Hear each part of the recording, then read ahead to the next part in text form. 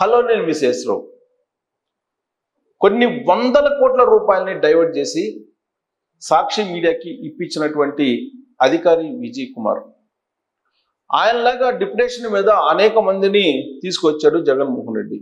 సుమారుగా 20 మందిని డిప్యుటేషన్ మీద తీసుకొచ్చి ఆయన అనుకున్న విధంగా అక్రమాలకు పాల్పడ్డాడు జగన్మోహన్ రెడ్డి అనేటువంటి ఆరోపణలు ఉన్నాయి. కేసీఆర్ రిటైర్ అయినటువంటి వాళ్ళని పెట్టుకొని అవినీతికి పాల్పడితే జగన్మోహన్ రెడ్డి డిప్యుటేషన్ మీద ఉన్నతాధికారులను తీసుకొచ్చి అక్రమాలకు పాల్పడ్డాడు అనేటువంటి ఆరోపణలు ఉన్నాయి. ప్రత్యేకించి ఐఎన్పిఆర్ కమిషనర్, సమాచార సాంస్కృతిక శాఖ కమిషనర్గా విజయ్ కుమార్ని డిప్యుటేషన్ మీద తీసుకొస్తున్నాడు జగన్మోహన్ రెడ్డి. సాక్షి ఛానల్, సాక్షి మీడియాకి తప్ప మిగిలినటువంటి వాళ్ళకి యాడ్స్ దాదాపుగా ఇవ్వలేదు. నామ్స్ ప్రకారం 1-2 పేపర్లకు ఇచ్చి ఉండవచ్చు.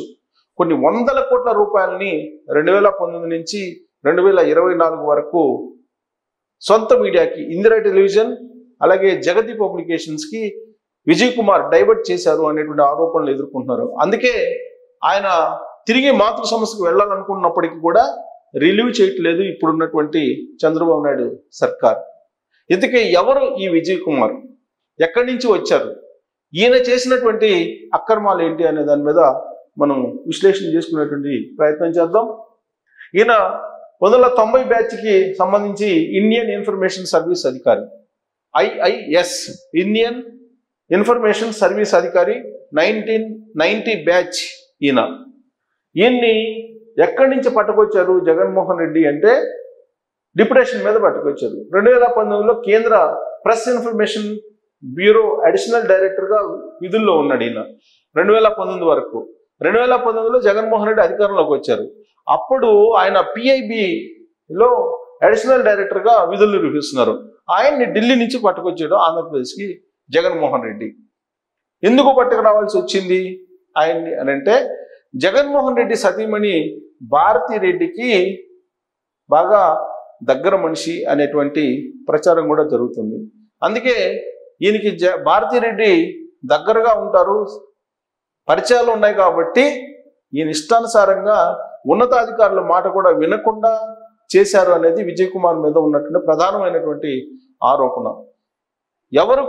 ఎవరు చెప్పినా వినకుండా, ఉన్నతాధికారులు చెప్పినా వినకుండా ఇష్టానుసారంగా జగతి పబ్లికేషన్స్కి అలాగే ఇందిరా టెలివిజన్కి యాడ్స్ను విచ్చలవిడిగా కొన్ని వందల కోట్ల రూపాయలు విలువైనటువంటి వాటిని ఇచ్చేశారు అనేది ఆయన మీద ఉన్నటువంటి ప్రధానమైనటువంటి అభియోగం. అందుకే ఆయన్ని రిలీవ్ చేయలేదు. ఇంకా డిప్యుటేషన్ పైన ఏపీకి జగన్ సర్కార్ 2019లో విజయ్ కుమార్ రెడ్డిని తీసుకొచ్చింది. 2019 జూన్లో AP information and public relations కమిషనర్గా నియమించింది. ఇన్ఫర్మేషన్ అండ్ పబ్లిక్ INPR కమిషనర్గా విజయ్ కుమార్ రెడ్డిని నియమించడం జరిగింది. ఇక్కడ ఒక పాయింట్ నేను కోట్ చేస్తాను. డిప్యుటేషన్ మీద తీసుకొచ్చినటువంటి అధికారుల్లో 99% రెడ్డి సామాజిక వర్గం వాళ్ళే ఉన్నారు. వాళ్ళలో IAS, IPS, IRS, IAS ఇలాంటి అధికారులనే దేశం నలుమూలల నుంచి ఎంపిక చేసుకొని జగన్మోహన్ రెడ్డి తీసుకొచ్చి ఆంధ్రప్రదేశ్కి 2019 నుంచి మొన్నటి ఎన్నికల వరకు ఏ విధమైనటువంటి దాష్టికాలు చేశారో అందరికీ తెలుసు. అందుకే తెలుగు ప్రజలు కర్రు కాల్చి వాత పెట్టారు జగన్మోహన్ రెడ్డికి. 11 మంది ఎమ్మెల్యేలకు పరిమితం చేశారు ఆయన్ని. లాస్ట్కి ప్రమాణ స్వీకారం చంద్రబాబు నాయుడు చేస్తున్న రోజు కూడా అక్రమాలకు పాల్పడ్డారు. అలాంటి అధికారులను తీసుకొచ్చుకున్నాడు జగన్మోహన్ రెడ్డి. మొదట రెండేళ్ల కాలానికే డిప్యుటేషన్ అయిపోయింది. జనరల్గా డిప్యుటేషన్ 2 years ఇస్తూ ఉంటారు. 2 years డిప్యుటేషన్ అయిపోయింది, కానీ దాన్ని ఎక్స్టెండ్ చేసుకునే ప్రయత్నం చేశారు. జగన్ అన్నతోటి వరుసగా ఇంకొక డిప్యుటేషన్ తీసుకొచ్చుకున్నాడు, అంటే పొడిగించుకున్నారు. ఆ డిప్యుటేషన్ని పొడిగించుకున్నాడు విజయ్ కుమార్ రెడ్డి. ఆయన ఆడిందే ఆట పాడిందే పాటగా INPRలో నడిచింది. సో సమాచార శాఖతో పాటు సాంస్కృతిక శాఖ బాధ్యతలను కూడా ఆయనకి అప్పచెప్పారు. ఎందుకంటే తాడేపల్లి కోర్టులో జగన్మోహన్ రెడ్డి సతీమణికి ఈయన పరిచయాలు ఉన్నాయి కాబట్టి డైరెక్ట్గా. కారణం ఏంటంటే జగతి పబ్లికేషన్, ఇందిరా టెలివిజన్కి సంబంధించి అన్ని భారతీ రెడ్డి చూస్తారు కాబట్టి ఆ సంస్థలకి అడ్వర్టైజ్మెంట్స్ ఇస్తున్నారు కాబట్టి అలా పరిచయాలు పెరిగి ఆ పరిచయాలు ఉన్న కారణంగా భారతిరెడ్డే పరిచయం ఉంది కాబట్టి మిగతా అధికారులను కూడా సహచరులను కానీ మిగతా అధికారులు కానీ ఉన్నతాధికారులను కానీ విజయ్ కుమార్ రెడ్డి అసలు లెక్క చేసేవాళ్ళు కాదు అనేది ఆయన మీద ఉన్నటువంటి అభిప్రాయం. సచివాలయ వర్గాల్లో కూడా అలాంటి చర్చ జరుగుతూ ఉంటుంది. ఇక నిబంధనలకు విరుద్ధంగా సాక్షి పత్రికకు కోట్లలో ప్రకటనలు, కొన్ని వందల కోట్ల రూపాయలు సాక్షి పేపర్కి ఇవ్వడం జరిగింది. బటన్ నొక్కేటువంటి కార్యక్రమానికి కొన్ని కోట్ల రూపాయల్లో అడ్వర్టైజ్మెంట్కి ఖర్చు పెట్టారు.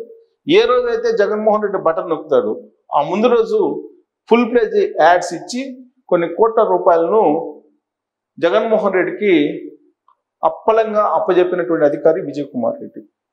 సాక్షి పత్రిక కోట్లలో ప్రకటనలు ఇచ్చారు. ప్రభుత్వం పైన విమర్శలు చేసినటువంటి ప్రసార మాధ్యమాలకు ప్రకటనలు కట్ చేశారు. ప్రభుత్వం మీద ఎవరైనా సరే వ్యతిరేకంగా రాసినా వాళ్ళకు ప్రకటనలు కట్ చేసేసేవాళ్ళు. అలాగే ప్రభుత్వ విధానాలని విమర్శించినటువంటి వాళ్ళు, ప్రజా వ్యతిరేకమైనటువంటి విధానాలని తప్పుబట్టే వాళ్ళ జర్నలిస్టులకు సంబంధించి అక్రిడేషన్లు కూడా కట్ చేశారు. అది విజయ్ కుమార్ రెడ్డికి ఉన్నటువంటి ట్రాక్ రికార్డ్. ఇక భారత్తో పరిచయం ఏర్పడిన తర్వాత మంత్రులను కూడా లెక్క చేయనటువంటి పరిస్థితి ఉందని చెప్పి విజయ్ కుమార్ రెడ్డి మీద ఉన్నటువంటి ప్రధానమైనటువంటి అభిప్రాయం. లాస్ట్కి సమాచార శాఖ మినిస్టర్గా ఉన్నటువంటి వాళ్ళని కూడా లెక్క చేయనటువంటి పరిస్థితి ఉంది అనేది కూడా సచివాలయ వర్గాల్లో ఉన్నటువంటి టాక్. సో అక్రిడేషన్ కమిటీల్లో వైసీపీ అనుకూలమైనటువంటి స్థానం అక్రిడేషన్ కమిటీలు వేశారు. ఆ అక్రిడేషన్ కమిటీలో జర్నలిస్టులని నియమిస్తూ ఉంటారు, సీనియర్ జర్నలిస్టులను నియమిస్తూ ఉంటారు. కానీ వైఎస్ఆర్ కాంగ్రెస్ పార్టీకి సంబంధించిన కార్యకర్తలకి ఆ కమిటీలో స్థానం కల్పించి అక్రిడేషన్లు వైఎస్ఆర్ కాంగ్రెస్ పార్టీ కార్యకర్తలకు జారీ చేసినటువంటి ఐఏఎస్ అధికారి విజయ్ కుమార్ రెడ్డి. అంటే అక్రమాలు ఏ స్థాయిలో చేశాడో విజయ్ కుమార్ రెడ్డి అందరికి అర్థమవుతుంది. అందుకే అక్రిడేషన్ కుంభకోణంలో కానీ లేదా ప్రకటనలు జారీ చేసేటువంటి మార్గదర్శకాలను ధిక్కరించినటువంటి విషయంలో కానీ విజయ్ కుమార్ రెడ్డి మీద విచారణ జరపాలి, ఆయన మీద శాఖాపరమైన చర్యలతో పాటు క్రిమినల్ చర్యలు కూడా తీసుకోవాలనేది ఇప్పుడున్నటువంటి ప్రభుత్వం యొక్క అభిప్రాయం. అందుకే ఆయనకి రిలీవ్ ఆర్డర్ ఇవ్వకుండా ఆపారు విజయ్ కుమార్ రెడ్డిని. 22,000 అక్రిడేషన్ కార్డులు 6,000కు కుదింపు. 22,000 అక్రిడేషన్ కార్డులు ఉంటే వాటిని 6,000కు కుదించి ఆ 6,000లో కూడా వైఎస్ఆర్ కాంగ్రెస్ పార్టీ వాళ్ళు ఎవరున్నారు, వైఎస్ఆర్ కాంగ్రెస్ పార్టీకి అనుకూలమైన జర్నలిస్టులు ఎవరున్నారు, వైఎస్ఆర్ కాంగ్రెస్ పార్టీ కార్యకర్తలు ఎవరున్నారు, వాళ్ళకు మాత్రమే 6,000 కార్డులని ఇవ్వడం జరిగింది. దాదాపు కొన్ని దశాబ్దాలుగా, దాదాపు 30-40 సంవత్సరాలుగా పనిచేస్తున్నటువంటి జర్నలిస్టులకు కూడా అక్రిడేషన్లు ఇవ్వకుండా సీనియర్స్కి పక్కన పెట్టినటువంటి ప్రబుద్ధుడు విజయ్ కుమార్ రెడ్డి.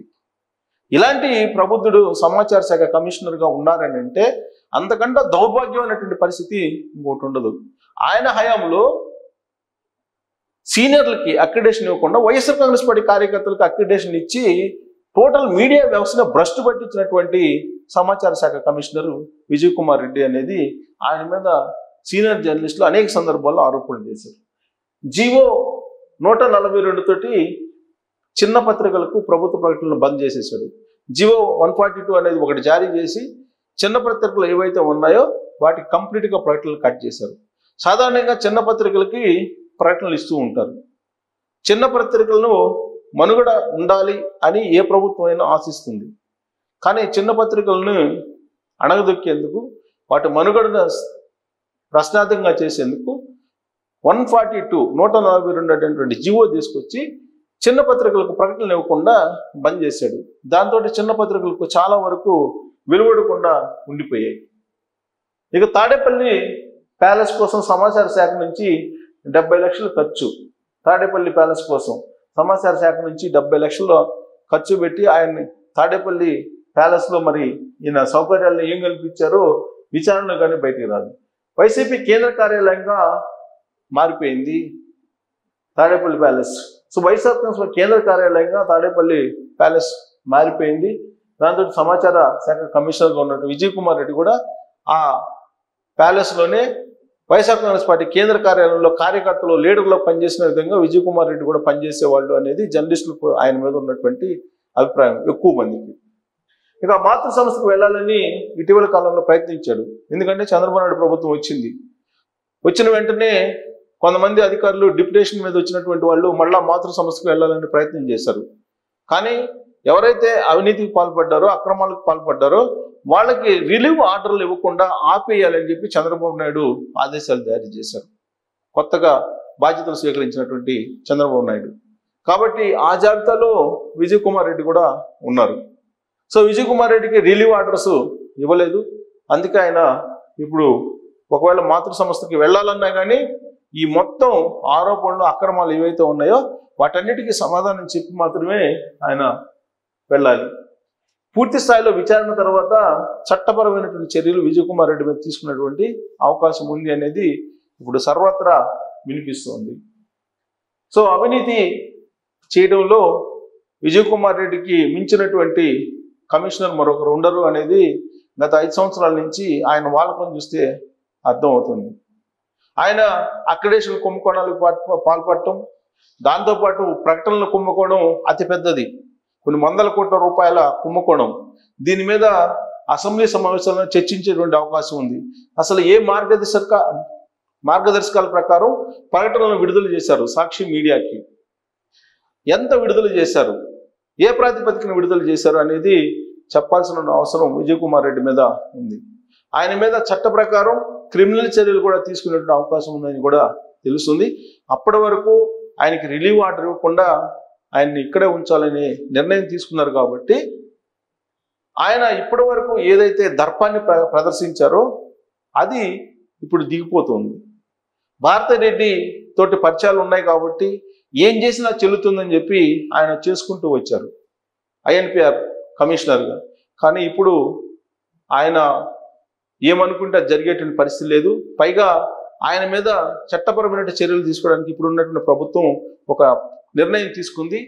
ఆ చట్టపరమైన చర్యలు తీసుకున్న తర్వాత మాత్రమే ఈయన్ని రిలీవ్ చేసేటువంటి అవకాశం ఉంది. ఇలాంటి అధికారులు చాలామంది ఉన్నారు. వాళ్ళల్లో విజయ్ కుమార్ రెడ్డి ప్రముఖుడుగా కనిపిస్తూ ఉన్నారు. సో విజయ్ కుమార్ రెడ్డి గురించి మీ అభిప్రాయాన్ని కామెంట్ రూపంలో తెలియజేయచ్చు. అక్రిడేషన్ విషయంలో కానీ, ప్రకటనల విషయంలో కానీ విజయ్ కుమార్ రెడ్డి చేసినటువంటి అక్రమాల గురించి మీరు కూడా పొందుపరచచ్చు కామెంట్ల రూపంలో. Thank you very much.